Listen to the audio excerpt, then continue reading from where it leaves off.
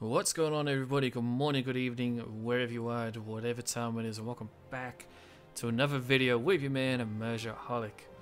Ladies and gentlemen, welcome to yet another faction overview for the divided Impera overhaul mod for Total War Rome 2. Today, we are checking out the Nervii. That's right, we are going back to the barbarian factions now.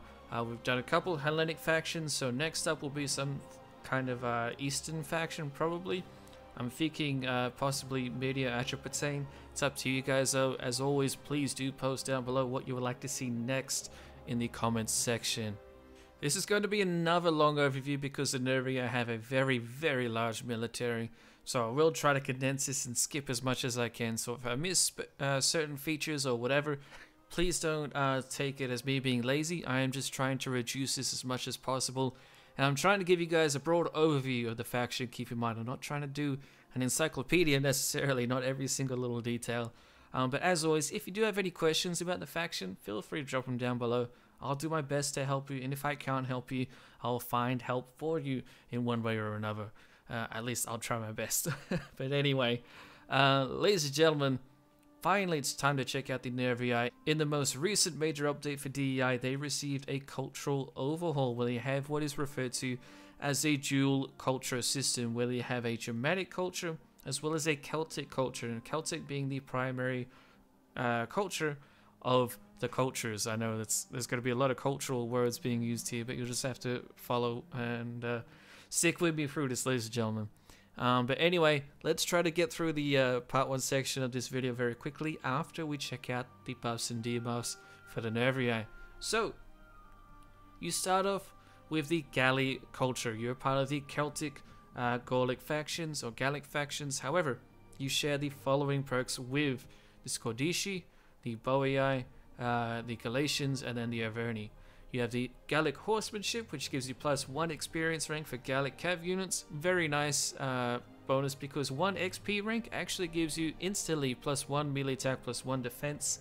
I forget the other stats it helps, but it does help. So the first rank is a very big deal for units. The second rank, not so much. The third one, I think it jumps a bit.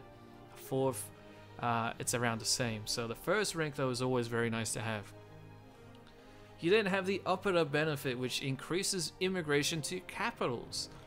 This is a bit of an interesting one. It basically means that you'll have more population in your capital cities, which is always going to be helpful, especially in a barbarian campaign where you'll be using a lot of your manpower. Your units use a lot of men per unit. You have a lot of 300 size units, and as a result of that, you drain your population, so that's always welcome.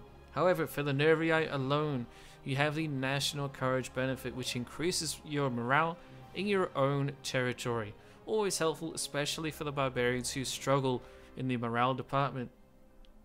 In addition, you have the Ambushes perk, which increases your ambush chance and morale anywhere, which is always very nice when you're fighting more civilized factions. For example, the Nervii taking on Rome, they will have to do consistent ambushes against the Roman legions in order to have a shred of hope against them. It's going to be very hard to go up against Rome as a Nervii, although it won't be impossible, and you do have some units that are capable of combating their heavily armored legions, but we'll talk about that later. And then you have the Belgic austerity debuff. This is a decreased wealth from industrial and commerce buildings. This is going to hurt you a little bit. Your economy is in a pretty bad state at the beginning of the game. This only makes it worse, and it makes it worse for the entire campaign. It's kind of symbolic, or it's kind of like a gesture pointing you in the right direction for the kind of economy that's expected of you, which is an agricultural based economy, if any economy at all. Which, to be honest, the Nervii aren't really expected to have much of a economy. The way you get money should be from looting cities, sacking, raiding, whatever. And just using a stable agricultural based economy. But that is the main way you're going about it. You still can focus on industry and commerce if you like, but you're just going to be struggling when you're going up against other factions who do not have this debuff. For example, the Belgae don't have it. The Skirmishes don't have it. Galatians don't have it, but they have increased construction times. The Cavalry don't have it, so you'll have less money than pretty much any barbarian faction you go up against, at least early on. Once you build your own economy the way you want to, it's up to you. then everything should be okay. But anyway, ladies and gentlemen, let's jump into the part 1 section of this video where we'll check out the campaign for the Nervii. Alrighty, ladies and gentlemen, let's check out the campaign situation for the Nervii. So, at the beginning of the campaign, you are once again a one-hitter-quitter faction. I know, once again, we have a one-hitter-quitter. We don't have all that many factions in DEI with multiple cities, at least not the factions that are not really all that mainstream, such as Rome or Carthage. Here in the Nervii territory, all you have is Atutaka. Gotta pronounce it in the proper Aussie way. Atutaka? Yeah, Taka, mate. Yeah, no worries. Anyway, you have that one city, you have that one army. You just have a Belgae Bodyguard unit along with 3 other units. In addition, you have a single spy to the southwest in the hills. That is it. You have no governors. You can't even recruit a governor or a dignitary at this time. You have to research it through technology. And you do not have any champions or other armies or fleets. Another thing to note about your starting city is, 1, it has glassware, which is helpful because it's something that you can trade. Although you will be suffering because of that campaign debuff you receive if you try to create an industrial-based building chain with it. So keep in mind you won't have as much money you usually would for having glassware. But the second thing that you really need to pay attention to is that you are you're one city inside of a 2-city province, and the other city that's in your province is all the way down here. That's a very long walk away. That's at least, we're talking 3 turns, probably 4, because if you're doing a 4 turns per year campaign, you'll have to march through the winter, which will severely reduce your travel time. That's a very long march to get to the only other city in your province. In fact, I really don't like that. I wish it could have been changed to be like this city up here, which really makes much more sense because they're right next to each other. But unfortunately, to my knowledge, right now in the Rome 2 modern community, it's not possible to edit the positions of cities on the map itself. At least not yet. Maybe one day we'll have those tools, I don't know. But for now, it's not possible, which is why I'm guessing we have this province set up the way it is. But that's how it is. Vesontio is all the way down here. It will be a bit of a pain to unite your province. However, this province up here, with these province containing the city of Trevorum, which is right here, and then up here Nemet Osena, yeah, I know I nailed that. That's also just a 2-city province, so you can take over that province very easily. Take out one enemy, take out the other, you have a new province, and then you just go down through this forest right here, take Vesontio, and you have 2 full provinces under your control, which is nice because it means you can use an edict for both of those provinces pretty easily. However, it also means that your province won't be as powerful. Your home province isn't really ever going to be all that powerful when you're playing as the Nervii, especially a capital city. It's pretty mediocre. It has glassware, which is cool, but besides that, it is not all that special at all. Once you expand out, you'll probably want to change your capital to being somewhere like around Bibracte or further down south in central Gaul, somewhere around there. But for now, this is all you are stuck with at the beginning of the campaign. One last thing about your position, though, is that you are in the far northeast reach of Gaul, basically in modern-day Belgium, and you have very severe winters.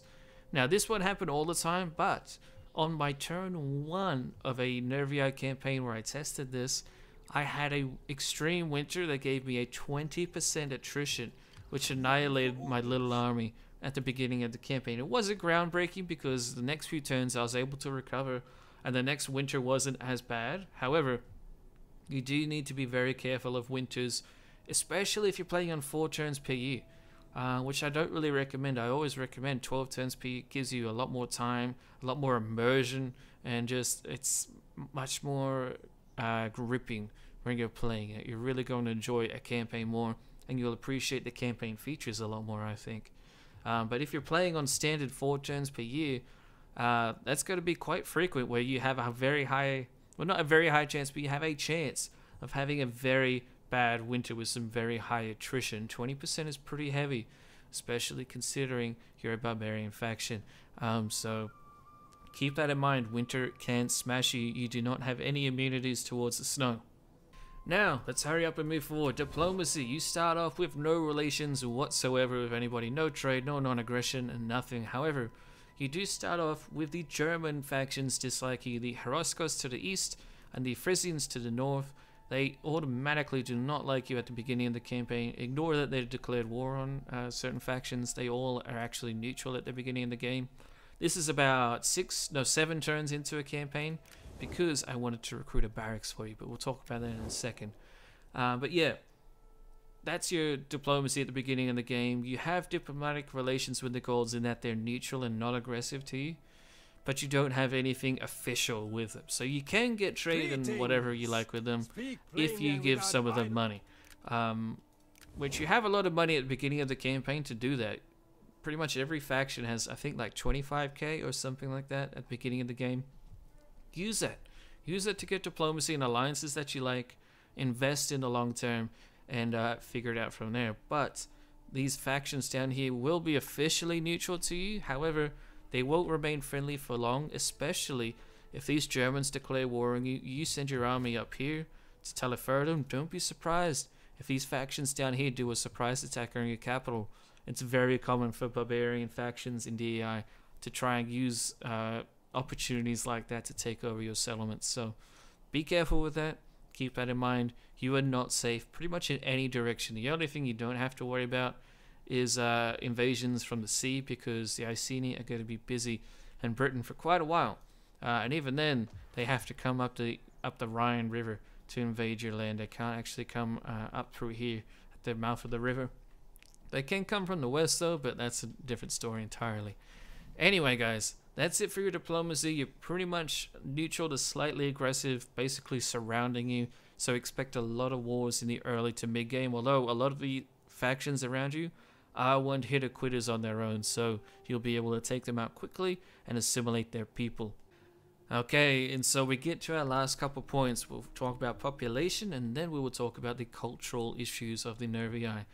So your population situation is not all that bad at the beginning of the campaign. You start off with 25,000. This has gone up quite a bit, considering I've gone through a few turns already.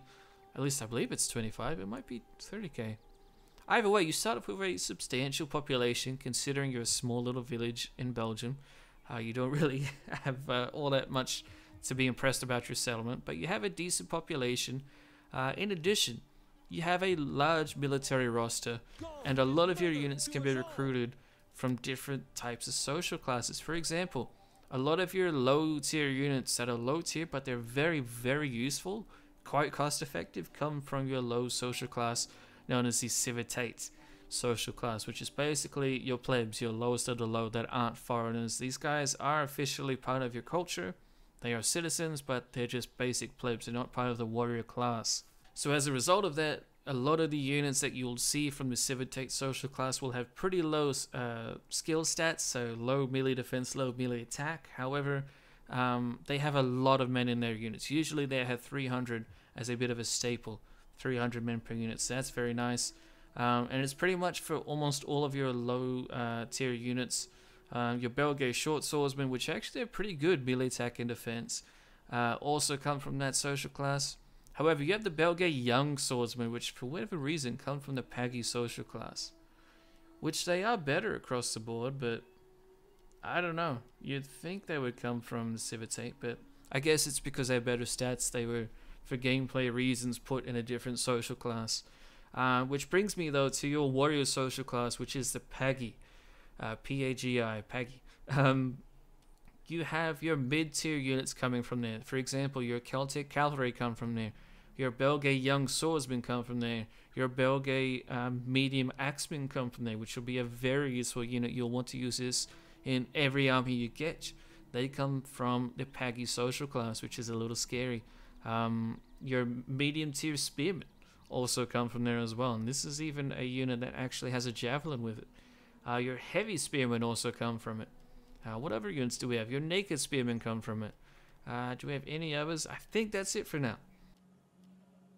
And that's just at your first tier of barracks, by the way. You have other barracks, which basically all go into the various high tier social classes, also for your cavalry. So the bottom line is, you will be using armies that are based primarily on massive amounts of numbers from your cheap Civitate social class. As the campaign continues and you get more Celtic settlements, you'll use better, more elite tier units. But just be aware that your elites are not necessarily all that easily replaced. So keep that in mind. You do not want to just throw them away, but at the same time, you're not going to be struggling like you would if you were playing a Spartan campaign necessarily. So now we come to the elephant in the room, which is the dual culture system for the Nervii. As far as I'm aware, only one other faction has this in DEI right now, which is Egypt, which shares the Hellenic and Egyptian cultures for itself. Here, the Nervii share it with the Celtic and the Germanic cultures. Now, unfortunately, there's almost no way you would know this if you started playing as a Nervii. It doesn't say on the Grand Campaign screen, at least not from what I could tell. Your city actually doesn't list it as a issue that you have different cultures coming in. And even then, almost all of your other building chains do not list Germanic cultural influences coming in. So where does it come from? Well, it's possible that there's a hidden base stat that I can't find. However, what I can find is that, I can't show it to you right now, but what I can find is that the temple building chains of the Nervii all contain Germanic culture in them. They also contain your primary Celtic culture.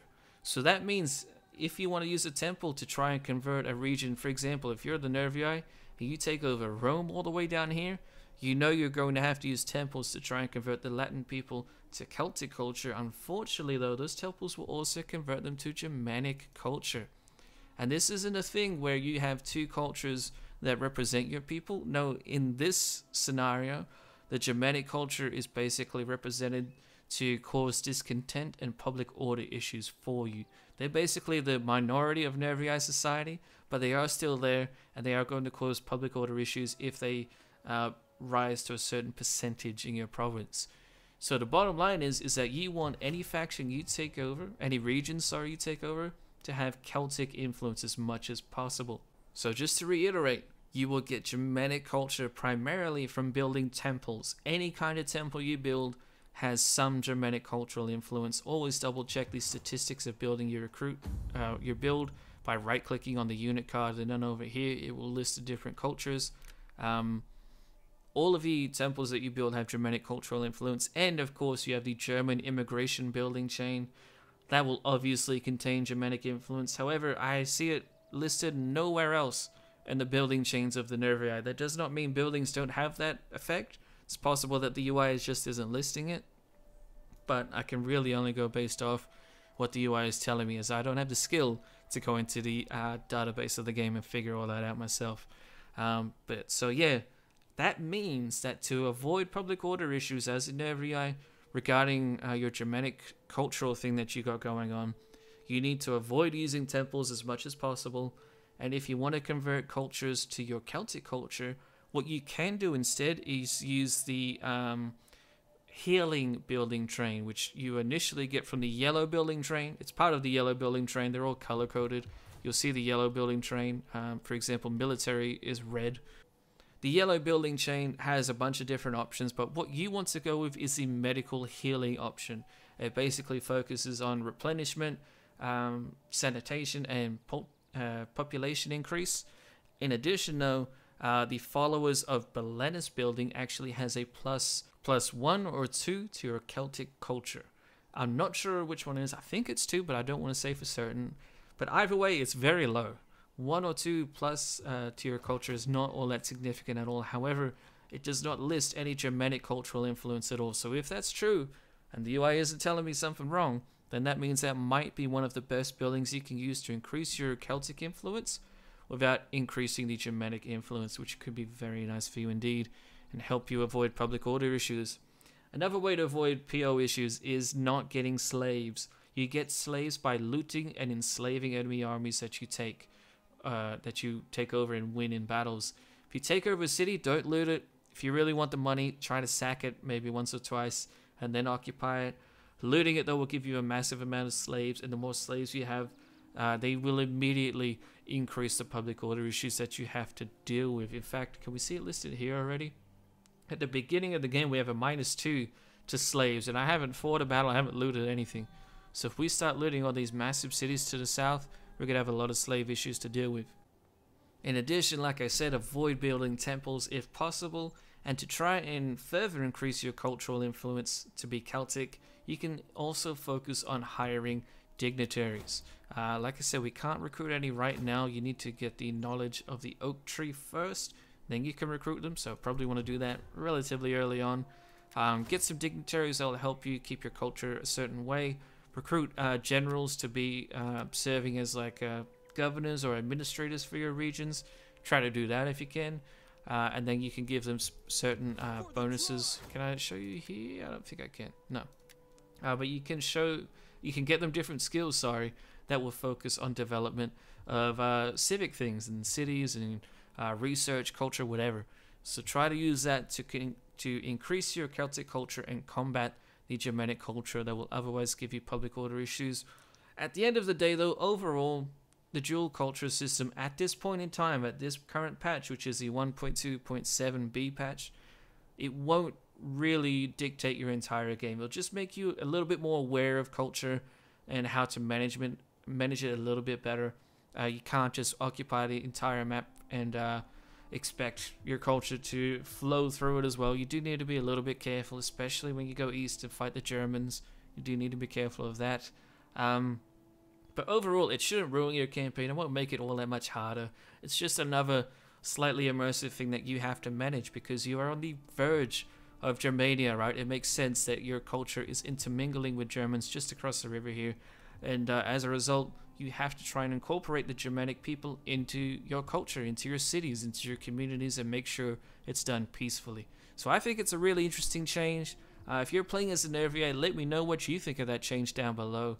But anyway, ladies and gentlemen, that is it for the part 1 section of this video. Let's jump into the part 2 section where we'll check out the military of the Nervii. Alrighty, ladies and gentlemen, here we are at the part 2 section of this video where we'll be checking out the military of the Nervii. Now, before we talk about the land units, we will briefly mention the Navy. The Navy for the Nervii is pretty pathetic at just having 4 units besides your naval commander, 2 of which are small axe units, 1 sword unit, and then you have 1 slinger unit available to you, and that's pretty much it. The Nervii are really lacking in their Navy overall. As for almost every barbarian faction, I recommend you don't use them. Use them as transports to get your army into more land battles, especially once you're going up against the bigger Navy-based factions such as Carthage and Rome. Avoid naval confrontations at all costs. If you have to use your Navy, do so in a melee engagement only. Board the enemy ships and get involved there. But anyway, now that that's out of the way, let's talk about your land units. Here we are with your Belgae Bodyguards, and as you can see, we have a lot of units to get through, so let's try and do this as quickly as possible. I'll do my best here. Apologize if this is a very long video again though, but I'm trying to keep them short, guys, but we got a lot to say and there's a lot to talk about. The Belgae Bodyguards, one of your best infantry bodyguard units that you can get. And why is it so good though? One, because of the massive attack at 15, obviously. That's very, very nice. Defensive 12, very respectable. Weapon damage of 30 though, it's very, very nice. In addition, you have an armor of 35. That is one of the highest armor ratings you get out of all of your units. You get some cavalry, that is a higher armor. One of your chariots is, and then I'm not sure if we have any other infantry that are higher. We'll have to see as we keep moving through. But they are insanely high with their armor. Very nice unit overall. However, you could instead use a chariot unit, although there is no high tier cavalry unit that you get as a bodyguard, at least from what I could tell. So you have about 4 or 5 different units. One of them is this Belgae Bodyguard unit, which I would recommend. It's a pretty solid Swordsman unit, one of your best that you get access to, if not the best, at least in terms of quality. But quality is not everything. Sometimes cost effectiveness is more important. But anyway, let's shut up and keep going. Now it's time for your skirmishers. Now your skirmishing department is where you're obviously lacking the most. You have 0 slingers in your army. Literally none. You can recruit some in the AOR situation, of course, but the primary thing that you guys do is that your skirmishes are focused on being javelin men.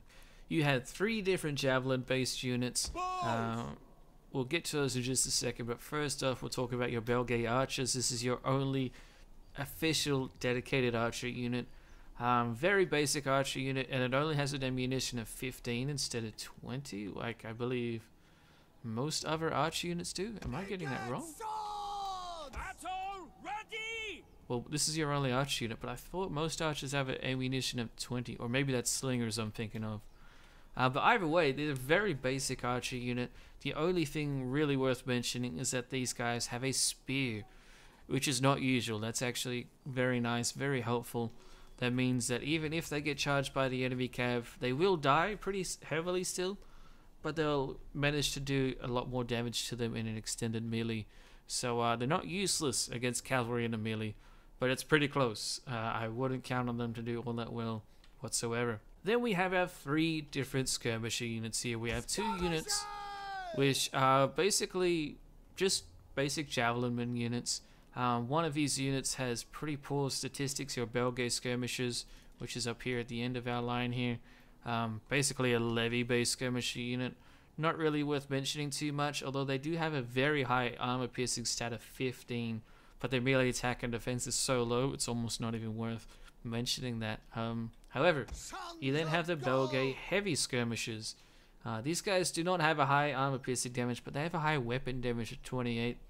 They have a melee attack of 13 and a melee defense of 11. These guys act basically like a pelters for you, like what the Greek factions get.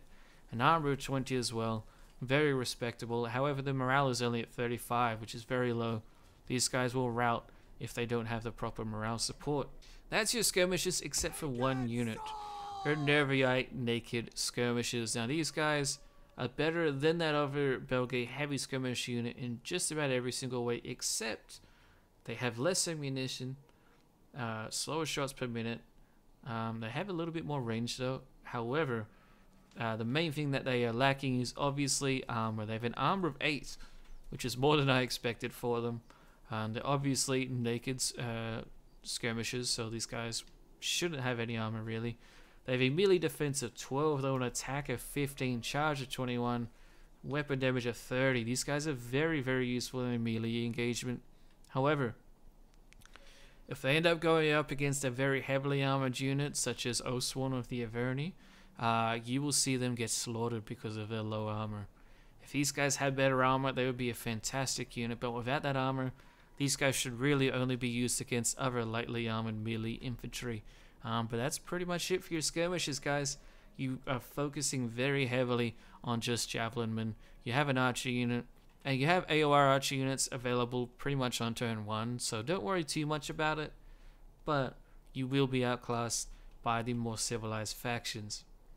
Then we get to your spearmen. And the thing about your spearmen and your melee swordsmen and axemen is that you have progression here. A lot of factions just have like 1 or 2 dedicated units that do like a spearman role, or they do a swordsman role, and that's kind of it.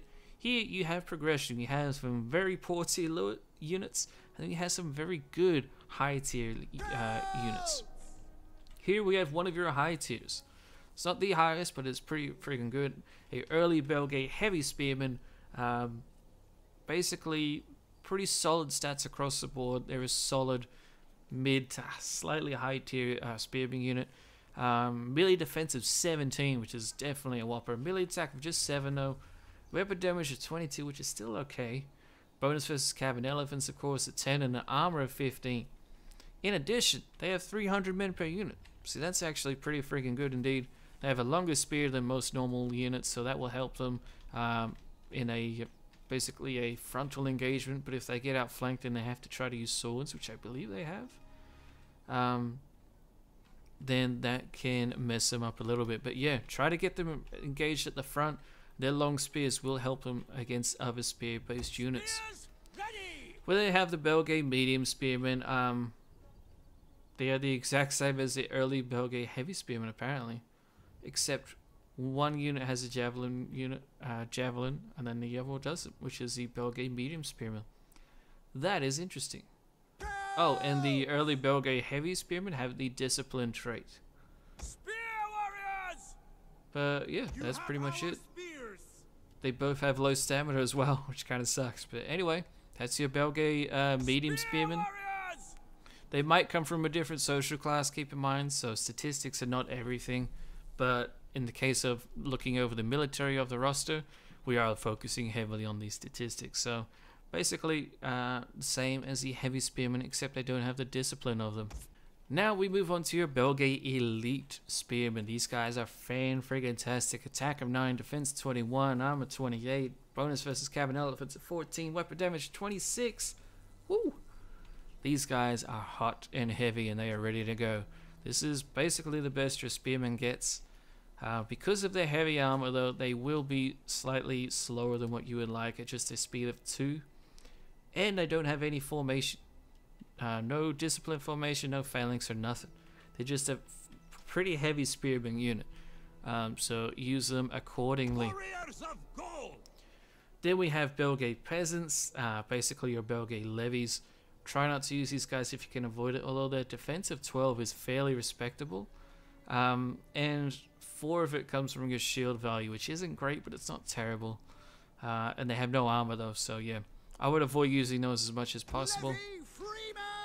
Belgae Levy Spearmen, let's compare the stats here. The only difference is melee defense, which the Levy Spearmen have at 15, the Peasants had just 12. But that's it. So this is again another, oh no, the Levy Spearmen have average stamina. And the Peasants have excellent stamina. Okay, that's a little bit much, but alright, sure. Why not? But anyway, that's your 2 bottom tier Spearmen. You then have a late Belgae Heavy Spearman unit. This is just slightly below your elite tier Spearman. Very nice unit still though. Let's compare the armor of that compared to your elite. Alright, yeah, 25 armor versus 28 for the elite. So these guys are basically just slightly lower than your elite Spearman. Definitely worth picking them up, I would say. Obviously your elites are going to do better. And these guys have 300 men per unit, whereas your elites only have 200. So that's a big thing to consider as well. But bigger size in melee troops does not necessarily mean that you deal more damage, because in melee, not every single one of your men in each unit is going to be fighting at the same time, like they would if it was an archer unit and they were all shooting their bows and arrows, which they should all be shooting at the same time. Yeah, at least in theory. But anyway, let's move on to your early Belgae Professional Warriors. These guys are almost the same as the Belgae Heavy Spearmen, except for armor, morale, and ammunition. The ammunition for the Professional Warriors is at 1. In addition, however, they have only 200 men per unit. I believe this is one of your elite bodyguards, as is the elite Spearman we just checked out. So this should be a bodyguard unit. It's not terrible. I mean, it has excellent stats. It's just you have other elites that you could use already that have slightly better stats. And you have excellent heavy spearmen as well that you could use instead. So like I said, you have a bit of a progression of spear units throughout your roster here. You have very low tier units like your levies. You jump up to your mediums, then you have high, and then you have elites. You have it all with the spearmen, except no hoplites and no pikemen, which is a very big deal when you're going up against the Greeks or even the Romans. Having pikes against the Romans would be very, very nice, but you don't get them. So keep that in mind. However, let's move forward as quickly as we can to your swordsman. Alrighty, here we are at your swordsman. We are starting off with the Nervii Elite Swordsman. I know this is a little bit of a mess, and I could present it in a way where you have like the lowest tier all the way to the highest tier and all that. But low tier units doesn't necessarily mean that they're all that much worse than your elites. At least in terms of being cost effective. There are some very expensive elite units that are not all that good. I'm looking at you, Chariots. But anyway, talk about that another time. Swords! Let's focus on your Nervii Elite Swordsman. Melee attack of 15. Very, very, very nice. Melee defense of 12. Weapon damage of 30. Which is excellent, really. However, you have no armor piercing, really. Just 2. An armor of 38, though. So these guys are basically legionary units with better attack stats. They have a very nice weapon damage of 30. But that no armor piercing will come back to haunt them. They will have to grind to get through most units that they're fighting against. But they should win, unless they're going up against Oathsworn units of the Averni or other elite swordsmen of other Gallic factions. So keep that in mind. We then jump all the way down to your Belgae Naked Swordsman. These guys have only 200 men per unit as well. However, They have a whopping damage of 32 for their total weapon damage, a melee defense of 13, and a melee attack of 17. These guys are insanely aggressive. A charge bonus of 22, which is quite respectable. However, no armor whatsoever, although they do have a morale of 56, which is very, very nice. Yeah, these guys are interesting because they don't have a massive charge bonus, but they also do have the Stalk ability and the Guerrilla Deployment. So this is kind of like the Night Raiders for the Swaby faction. These guys can move around the battlefield, charge at the enemy from behind, and even though their charge bonus isn't as good as Swaby units, they're still fantastic. They just will die super quickly to skirmisher fire, so try to keep them safe as much as possible. Then we jump back up to your Belgae veteran warriors. These guys are just basically a step down in pretty much every category to the Nervii elite swordsmen we were just checking out. Except they have a very lower armor of 20 compared to 38.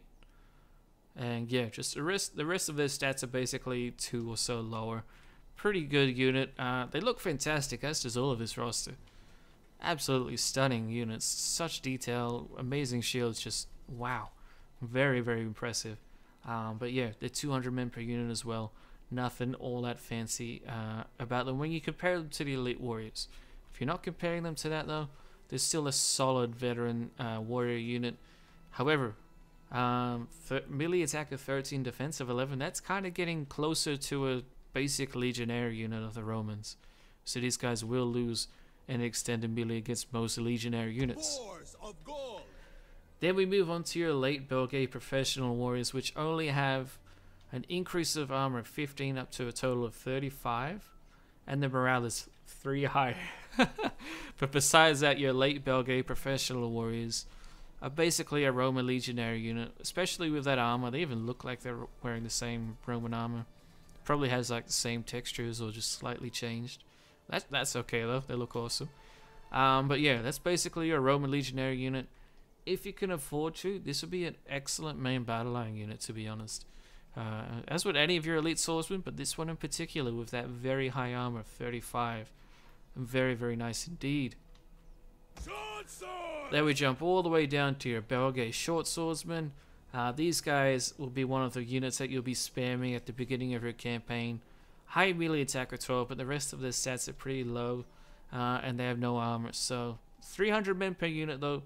You can use them to swarm the enemy if needed, but they're only just slightly better than a Levy unit, and they have no armor at all. So I would avoid using them if you can help it. What I would focus on instead is units like your Belgae medium axemen, which you can get within just the first 4 turns once you recruit a barracks. These guys are fantastic.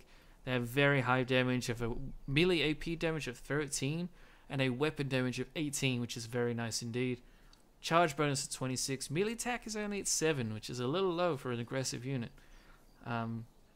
Almost makes them not aggressive, but that damage is just so ferocious. When they do hit the enemy, it will probably kill that unit every single time, so that's nice. And they have a respectable armor of 35, which is not all that bad at all. Back here though, your Belgae Drudic Guard. This is an interesting unit. They don't really look like they're druids though. They are just basically, what was that last unit we were talking about? The professional warriors. They're basically very similar to them, except they have slightly higher stats, almost across the board. However, they don't have the discipline trait like your professional warriors do. So these guys are definitely very good. Nothing to scoff at. If you can get them into a main battle line, they'll do very well against other mid or low tier sword units. Against legionnaires, this unit might win, but it's kind of close. Yeah, you're kind of real close. It should win, but it'll be very close indeed, especially if they have no support. Not a bad unit at all though. Moving forward quickly, we have the medium axemen. I just said they have 300 men per unit, by the way. Keep that in mind. Very nice. Yeah, the Belgae young swordsman, which is basically just like that other naked swordsman unit we were checking out. The main difference between them and the Belgae short swordsman, and this being the young swordsman, they have a higher morale at 49 compared to 39. and they just have slightly higher stats across the board, pretty much. The main difference that you'll see is the weapon damage being at 28 for the young swordsman. Compared to just 22 for the regular swordsman. So that's nice, but again, they have no armor. So 300 men is nice in a unit, but not when they're going to die from a single freaking volley. So be very careful of when you use them and avoiding skirmishes from the enemy. Then you have the Belgae Levy Clubman. These guys are very, very basic, very low tier, hence the name Levy. The melee attack is pathetic at 5, melee defense is okay at 9. The main highlight is a total damage of 29 with your weapon damage at 14 and armor piercing at 15. That's nice, but I still wouldn't use them too much because their melee attack is only at 5. So if you do want to use these guys, try to recruit them with a general that gets veteran units, like units with more experience as soon as he recruits them. Or you could try and use a champion to train them up. But that melee attack just makes their damage almost pointless. Really need to boost that attack to make them substantial and a mid-tier style unit, which they shouldn't be. They're only a Levy unit, don't get me wrong. I'm just saying if you're playing a grand campaign, you're not going to use them all that much. At least you shouldn't, because that would be a very big waste of population in my opinion. But anyway, that is it for your infantry. You have a lot of infantry. In fact, I think you have 22 units of infantry, if I'm not mistaken. You have a lot. Now we talk about your cavalry, though, and then we move on to the part 3 section. So, your Belgae medium cavalry are here. These guys are very much like the Swaby medium Germanic cavalry, in that they're basically a light cav unit that has still pretty solid melee statistics, attack and defense. However, they have only an armor of 18. The morale is pretty good at 49 though, so that's pretty respectable. These guys will perform the role of a decent light cavalry unit, almost mid-tier cav unit. Use them to chase down light skirmishes and enemy cavalry. However, the Remy elite cavalry, otherwise known as the noble horse cav, like what he just yelled there, is actually very, very good. These guys will be killing the enemy cavalry, even their elite cav. They will be killing them if they just get a little bit of support with it. Fantastic at rear charging the enemy with a charge bonus of 51. Melee attack at 12, defensive 18, which is massive for a cav unit. Armor 41. Super impressive cavalry unit. Especially considering you're a barbarian, although the Gauls do have some decent cav. But yeah, melee cavalry is basically the barbarian specialty. Not their specialty, but it's one of the few areas in cavalry that they actually excel. So use these guys in a melee cav role or to rear charge the enemy. You then have one horse skirmisher unit, which is just a horse javelin unit. Absolutely nothing to say about them. They're just a very basic horse skirmisher unit. Okay, and then of course we come to your chariots. We have the Belgae chariots here, and then we have the noble chariots here. I started the battle just because I wanted to see if they had the dismount ability, which they do not. Your cavalry does, your chariots do not though, so you have to keep them on horseback here, or at least on their chariots. The main thing that these guys will be doing is throwing javelins at the enemy. Beyond that though, these guys, I'm not really too sure what to say about chariots, to be honest. I don't find them very useful. I know some people do, and good for them, but in my mind, the hitbox of the chariots is just so massive, and the mass and health of them is so low, that it's just not worth using. You could use a chariot, or you could use an elephant, which is basically like putting 4 chariots together. And I know the Nervii have no access to elephants for quite a while, so that is an issue for them. But I still wouldn't use these chariots. Instead, I would focus on using your elite cavalry. You have fantastic melee cav up here that have excellent charge bonuses. They're versatile and useful in many ways. Your chariots are not. They're going to get a little bit of kills with their javelins, and then after that they can rear charge the enemy formation, but they're not going to do a lot of damage on the charge really. They don't have the massive charge bonus. They only have a charge bonus of 38. It's just, yeah, I really don't recommend chariots at all, unless they get overhauled at some point, or Perhaps my testing just hasn't been very good. I've been trying to use them in different scenarios where they're recharging the enemy battle formations, and I've even charged them into enemy cav. I haven't seen them be all that useful. I know that they could help you. For example, they could deal morale penalties to the enemy formation, but so can your heavy cav. And again, your heavy cav are more versatile and more useful. And yeah, that's where I'm going to end shitting on the chariots. They can be fun. They look very cool. And I recommend you try them out, but I just can't recommend them when you're like really trying to win a battle. Instead, focus on getting more heavy elite cavalry, and they will win you the day, in my opinion. They'll help you win a lot of important battles, especially against units that you need to recharge. But anyway, ladies and gentlemen, that is it for the part 2 section of this video. Now let's move on into the part 3 section, where we'll talk about the verdict of the Nervii. Alrighty, ladies and gentlemen, welcome to the part 3 section of this video, where we'll talk about the verdict for the Nervii. Unfortunately, there isn't really all that much to say in this verdict because I covered most of it throughout the video. I will reiterate very quickly, but I don't really have too much to say about these guys. So anyway, what do I have to say? Well, keep in mind you're a one-hitter-quitter faction at the beginning of the campaign. This means that you can get taken out very easily while your armies are marching and invading in other lands. You might get attacked from behind, and if you do, and you lose your city, that's it. It's GG, it's over. You're pretty much out of the game. So if you do want to expand, try to time it right, or at least keep a small garrison in your town to defend it. Or you could even set up a small ambush army in a direction where you know you'll be expecting invasions, for example from the Germans. Set an ambush army up along the Rhine. That way you can at least slow them down, if not kill their general, and really hamper their operations. Overall, your military is actually pretty great. You are lacking diversity in cavalry, but you still have cav that can do the job for you. They'll do pretty much anything except skirmish very well. The one skirmisher unit that you do have for cav is not really all that great. It's bottom tier, and I wouldn't use it when you're going up against factions that have dedicated skirmisher units, for example the Tarentines of the Hellenic factions, or the Numidians of Carthage, which you will probably end up fighting because you probably will rule all of Gaul very easily, and Iberia, because your military is so good. You have a lot of variety of spears, a lot of variety of swordsmen, and all of your units are actually useful in one way or another. You're not going to have too many units where you're like, you know what, I don't know why I have that unit in my roster, I'm not going to bother recruiting it.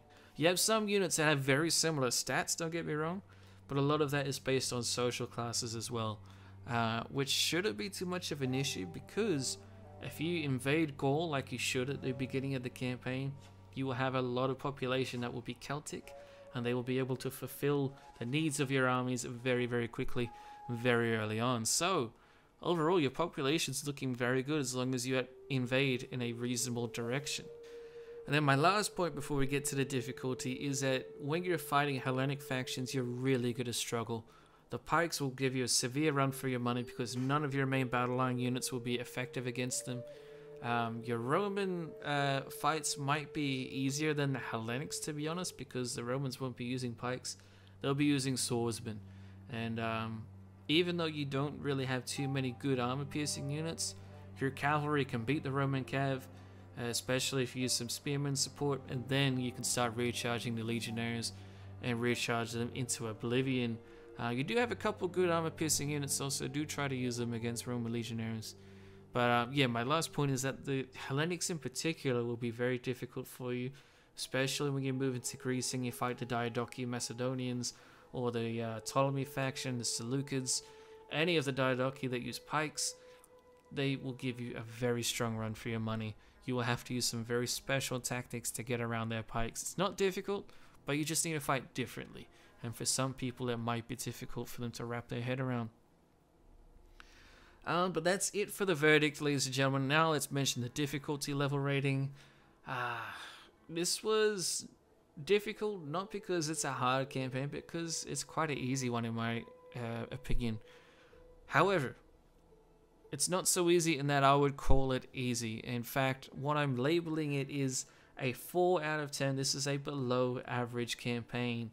It was very almost a 3 out of 10, which would make it an easy campaign on my 0 to 10 scale. However, the position that you're in, while it is a little tumultuous at the beginning of the campaign, all of the nations around you have armies that are not as good as your own, especially once you start recruiting your elite tier swordsmen. And even if the units are around that same range or slightly better, you're a player. You should easily be able to outmaneuver the AI and destroy them pretty easily. You have some good Germanic mercenaries available as well, which will help you out get started. Basically, you have all of the tools to beat your early game opponents, and if you can beat your early game opponents, get yourself Gaul flowing with its population and resources, you should have pretty much an easy campaign. The only reason it isn't completely easy, in my opinion, is because you will struggle in the late campaign against the Hellenic factions in particular. Rome will give you a solid run for your money, but it will do that for any faction. And you do have some counters to Rome, so it's not all that terrible. And then you need to remember that your navy is terrible. So once you get to the Mediterranean, you're really going to struggle when you're trying to invade Africa or the Far East and places like that. But by the time you get to that point, though, it is the late campaign. So this is a 4 out of 10 for me still, though. It's almost a 3 out of 10, but overall, it should be a pretty easy campaign. And in my opinion, it's a good option to try and practice using the dual culture system. The Egyptian campaign is a little bit harder in this regard, in my opinion. And hopefully in the future we'll see more dual cultural systems come for other factions. I haven't heard anything. I have no idea if that's going to happen or not.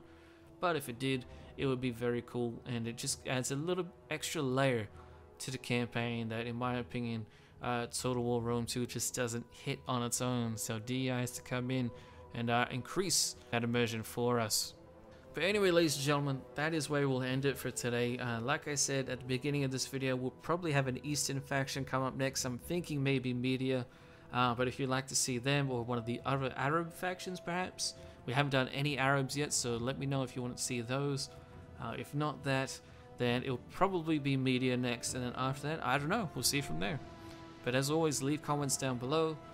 Again, small reminder, check out my Discord. That will be linked down below in the description and in a pinned comment. But anyway, ladies and gentlemen, thank you all so much for watching. I hope you guys enjoyed, and I shall see you in the next one.